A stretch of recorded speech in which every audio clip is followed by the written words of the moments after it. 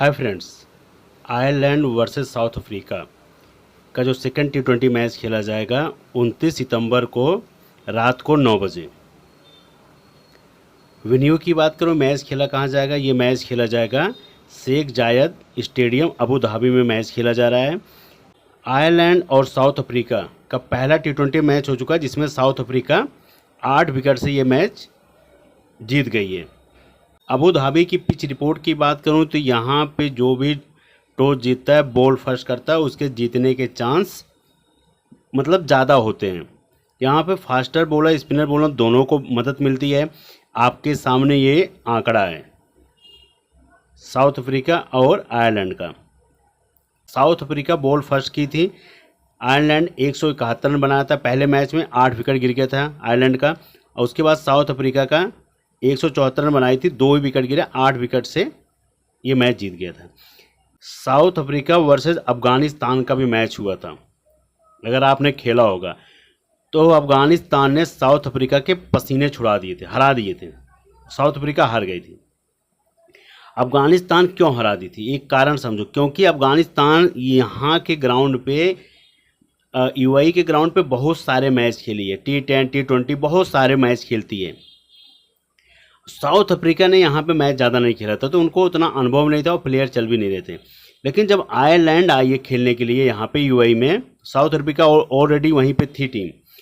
Ireland जब आई है तो आयरलैंड को थोड़ा सा अनुभव करना पड़ेगा, क्योंकि ऑलरेडी इनको पता चल गया है कि अबू धाबी में पिच कैसी है, किस कंडीशन में कब मारना है कब नहीं मारना है। तो ये थोड़ा सा इनको फेवर कर रही है, इसीलिए मैं आपको क्लियर कर रहा हूँ। इसीलिए फेवर कर रही है क्योंकि ये सामने आपके पास रिकॉर्ड है, क्योंकि इसी ग्राउंड पे साउथ अफ्रीका को अफ़गानिस्तान ने रुला दिया था, अगर आपने मैच देखा होगा। तो इसीलिए कह रहा हूँ कि ये सेकंड T20 मैच है, थोड़ा सा फेवरेट साउथ अफ्रीका को लेके चलना, क्योंकि साउथ अफ्रीका को अनुभव है कि इस ग्राउंड पे क्या करना है क्या नहीं है। और जो फॉर्म में नहीं थे प्लेयर उनके बारे में बात करूंगा कि आयरलैंड के खिलाफ आते हुए मैच कैसे फॉर्म में आ गए, सारा रिकॉर्ड दिखाऊंगा एक एक प्लेयर का। और साउथ अफ्रीका जो T20 का स्कोर है पहले का और दूसरे में भी सेम वही रहेगा। अब स्कोर में ये जुड़े हैं नए प्लेयर, क्योंकि ये जब अफ़गानिस्तान के साथ मैच हुआ था तब नहीं जुड़े थे। रेयान रिकेटन ये विकेट कीपिंग मिलेंगे, ओपनिंग करते हैं, तो इन्होंने 76 रन की पारी खेली थी। बहुत अच्छे प्लेयर हैं, हिटर हैं, याद रखना इस चीज़ का, हिटर हैं। अगर 1-2 ओवर में चौका छक्का नहीं लगा तो समझ लेना कि फिर अगर बॉल अच्छी पड़ रही है तो फिर ये विकेट दे देंगे। हाँ, अगर 2 चौका छक्का मार गए तब ये समझ लेना हाई स्कोरिंग रन बनाएंगे। मैं इनके बारे में जो क्लियर कर रहा हूँ यही सच्चाई है। अगर 2 ओवर तक बॉलर ने इनको बांध के रखा, नहीं रन बनाने दिया, तो तीसरे ओवर में अगर मारने जाएंगे तो आउट हो जाएंगे, ये गारंटी मार रहा हूँ। पहले ओवर से अगर चौके लगने लगे इनके बॉल से, बैट से समझ लेना फिर रन मारेंगे। तो एक टीम में अगर आप रखना होगा तो भाई इनको ग्रैंड लीग में आजमा सकते हो आंख बंद करके, ये ऐसे प्लेयर हैं। अब रिजा हैंगरिस की बात करूँ, इनके साथ ओपनिंग करने आते हैं। ये देखो आपके सामने आंकड़ा, 9 रन का 17 रन का। जब अफगानिस्तान के साथ खेले थे बल्ला नहीं चल रहा था उनके बॉलरों के सामने, क्योंकि उनको पता था बॉल कहाँ डालनी है। अब जैसे आयरलैंड के साथ मैच हुआ, इन्होंने 51 रन की पारी ठोंक दी। उनके सामने नहीं चले, इनके सामने देखो 51 रन की पारी ठोंक बना दी रन। तो इसीलिए मैं कह रहा हूँ कि यहाँ पे इनको अनुभव हो गया ना कि अब कहाँ बॉल डालेंगे, कहाँ खेलना है, कैसे खेलना है, क्योंकि 2 मैच तो खेल चुके हैं ऑलरेडी और दोनों हार गए थे। तो इसीलिए कह रहा हूँ कि ये चीज़ आप नज़र रख के चलना, क्योंकि ये बहुत अच्छे प्लेयर हैं लेकिन सब में फ्लॉप गए थे अफगानिस्तान के साथ, केवल ये आयरलैंड के खिलाफ मारे रन। फिर उसके बाद करूँ, ये भी नए जुड़े हैं स्क्वाड में, ये भी नए आए हैं आयरलैंड के साथ। अफगानिस्तान के साथ जब मैच हुआ था तब ये नहीं थे, ना बेंच पे थे, नहीं दोबारा ये स्क्वाड में आए आयरलैंड के साथ खेलने के लिए। ये मैथ्यू विट्स की बात करूँ तो ये 19 रन की पारी खेले, फर्स्ट डाउन आते हैं लेकिन बहुत दारोमदार रहता है और अच्छे प्लेयर हैं, स्पिनर हैं, याद रखना। कभी कभी मौके पे इनको बॉल भी पकड़ा दिया जाता है तो विकेटें भी ले जाते हैं, तो ये ध्यान देना। एडम मार्करम, अब इनका देखो, अभी इनका record 2 run 1 wicket, 21 run 1 wicket. जब इनके साथ मैच हुआ आयरलैंड के साथ, ये जो आपको आंकड़ा दिखा रहा हूँ पहले वाला, तो ये अफगानिस्तान के साथ था। अब ये जो 17 रन का आंकड़ा है ये है आयरलैंड के साथ। 17 रन बनाए, यहाँ बॉलिंग नहीं किए, क्योंकि इनके फास्टर ने कमाल कर दिया था तो इसलिए बॉलिंग नहीं किए। फिर उसके बाद इनका मौका ही नहीं आया। ट्रिस्टन स्टैप बहुत अच्छे प्लेयर हैं, ये रिकॉर्ड है इनका 0-5 अफगानिस्तान के साथ। ये यहाँ पे इनको मौका नहीं मिला तो यहाँ पे 0 है। फिर उसके बाद आते हैं बियान मुल्डर। बियान मुल्डर ने ज़बरदस्त पारी खेली थी अफगानिस्तान के साथ, 51 1 रन, उसके बाद 2 रन। तो इसीलिए कह रहा हूँ ये आपके मेगा ग्रैंडली की पिक रहेंगे। अगर आप सोचोगे टॉप ऑर्डर फिर जैसे कैसे करेगा, तो एक टीम में आप लेके चल सकते हो। अगर टॉप ऑर्डर से जिता रहे हो, अगर आपको लगता है टॉप ऑर्डर आउट होगा, तब ये मेगा ग्रैंडली की पिक निकलेंगे बियॉन्ड मुल्डर। तो याद रखना 1 विकेट ले गए थे ये बस, क्योंकि रन बैटिंग करने का मौका नहीं मिला है, बॉलिंग करने का मौका मिला, 3 ओवर डाले थे तो 1 विकेट ले गए थे। उसके बाद बात करूँ पैट्रिक कुगर की, राइट आर्म फास्ट मीडियम है, ये भी स्कोर में नए जुड़े हैं आयरलैंड के साथ, 4 विकेट ले गए थे। ऑलराउंडर में है आपको, राइट आर्म मीडियम है, आराम से बोर्ड डालते हैं, तो इनको हिटिंग करने गए होंगे तो इन्होंने 4 विकेटें चटका दी। मेगा ग्रैंडली के कैप्टन निकल के ज़बरदस्त। उसके बाद नकाबा पीटर्स की बात करूँ, ये राइट आर्म लेग ब्रेकर हैं, ये उनका रिकॉर्ड है जब अफगानिस्तान के साथ हुआ था 5-1 विकेट। उसके बाद फिर इनके आयरलैंड के साथ जब मैच हुआ था तो 1 विकेट तब भी इनको मिला। फिर उसके बाद आते हैं बियॉन्ड 14, लेफ्ट आर्म स्पिनर हैं, जब इनका अफगानिस्तान के साथ मैच हुआ था 16, 2 विकेट 0। उसके बाद जब आयरलैंड के साथ मैच हुआ तो 1 विकेट इनको मिला था। फिर उसके बाद जो इनके फास्टर हैं ओटनिल Whatman, right arm fast medium थे, ये अफगानिस्तान के साथ सीरीज में थे लेकिन इनको खिलाया नहीं गया था, बेंच पे बैठे थे, तो 1 विकेट ही मिला इनको आयरलैंड के साथ जब मैच खेले थे, पहला मैच खेल रही है। फिर उसके बाद लिजाद विलियम्स, बहुत अच्छे बॉलर हैं, ज़बरदस्त, लेकिन विकेट नहीं मिले, तो ये आपके की प्लेयर निकल सकते हैं मेगा ग्रैंडली के। याद रखना इस चीज़ को, क्योंकि ये भी स्कोर में थे जब अफगानिस्तान के साथ मैच हुआ तो इनको खिलाया नहीं गया था, लेकिन बहुत अच्छे बॉलर हैं, मेगा ग्रैंडली की पिक रहेंगे। ये के हो जाएंगे, एक ट्रिस्टन स्टम, उसके बाद बियॉन्ड मुल्डर, ये 3 प्लेयर आपके मेगा ग्रैंडली की पिक हैं, आपको बता रहा हूँ मैं। और चौथे में ये भी, अगर इनको लेके चलना होगा तो ये भी लेके चल सकते हो, क्योंकि इनका भी रिकॉर्ड अच्छा है, नकाबा पीटर की, ये भी बहुत बेस्ट प्लेयर हैं। तो 3 से 4 प्लेयर आपके मेगा ग्रैंडली की पिक है। क्यों कह रहा हूँ मैं, क्योंकि अब देखो इनकी परसेंटेज ऐसे आसमान की तरह भागेगी। ये सब तो ऑलरेडी 80-85% वाले हैं, तो इनको आप मेगा ग्रैंडली में रखना तो पड़ेगा, लेकिन ये की नहीं निकल के आएंगे ना। की का मतलब होता है जैसे आपने 11 प्लेयर निकाले, उसमें से जिनकी परसेंटेज 15-20 होती है, 10 होती है, 11 होती है, 25 होती है, वो आपको आके 40-50 पॉइंट दे दिए, क्योंकि उनकी परसेंटेज 2500 में से 25 आदमी रखें, केवल 75 आदमी ने उनको हटा दिया है, तो वो आपको लेके भागेंगे। जो 25% वाले होते हैं जब वो रन मार देंगे। और रन क्यों मैं कह रहा हूँ, क्योंकि ये इनके अंदर वो दमखम है, वो चीज़ इनके अंदर है जिनके बारे में आपको बोल रहा हूँ। क्योंकि ये जिनके ऊपर जो 2 विकेट ले जाता है, रन मारता है, उसकी परसेंटेज ऐसे सराटे से भागती, ग्राफ भागता है। और जिनको मार पड़ जाती है दूसरे मैच में, उनका ग्राफ सीधा डाउन हो जाता है। क्यों, क्योंकि वो अच्छे प्लेयर होते हैं, लेकिन पहले में हो सकता है कि नहीं सटीक बैठी हो सकता है कि जो पिच है वैसी हो। तो इसलिए कह रहा हूँ कि ये मैच है, मैच के हिसाब से अगर आप देख रहे हो कि नहीं ये अच्छे प्लेयर को आप हटा रहे हो, कभी कभी क्या होता है अच्छे प्लेयर 2-3 मैच में फ्लॉप लगातार जाते हैं, वो तो अलग चीज़ है, लेकिन अच्छे प्लेयर को हमेशा ग्रैंड लीग में आजमाना चाहिए। और तो आजमाओ तो सीधा कैप्टन बनाओ जिसके ऊपर बहुत टेस्ट हो, जिनके पास 2 ऑप्शन हो। 2 ऑप्शन जैसे है अब ये बियॉन्ड मुल्डर, इनके पास 2 ऑप्शन है। एक कैप्टन की पिक क्यों कह रहा हूँ मैं, क्योंकि बॉलिंग प्लस बैटिंग, अगर ऊपर का टॉप ऑर्डर अगर 3 विकेटें गिर गए जल्दी तो ये आपको फिर कैप्टन की पिक निकलेंगे, अगर आपकी एक टीम में बने हैं तब। तो उस बेब पे मैं बोल रहा हूँ, ये नहीं कह रहा हूँ कि अगर आपका टॉप ऑर्डर चल गया और इनको रख लिए, तब इनको यही है कि हाँ किस्मत से 4 विकेट ले गए, अलग चीज़ है, लेकिन आप बैटिंग से कुछ नहीं पाओगे। तो इसीलिए मैं कह रहा हूँ कि आपके 3 प्लेयर 4, एक ये मैं इनको बोला हूँ, एक इनको, क्योंकि इनकी तो परसेंटेज खूब आसमान भागी है।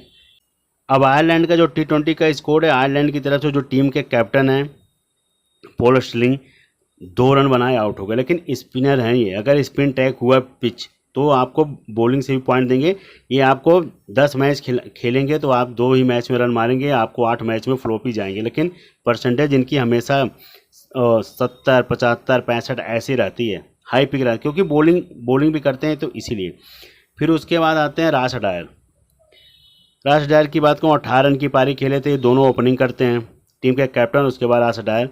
उसके बाद फिर आते हैं हैरी टेकर, 16 रन की पारी के लिए, ये भी स्पिनर हैं।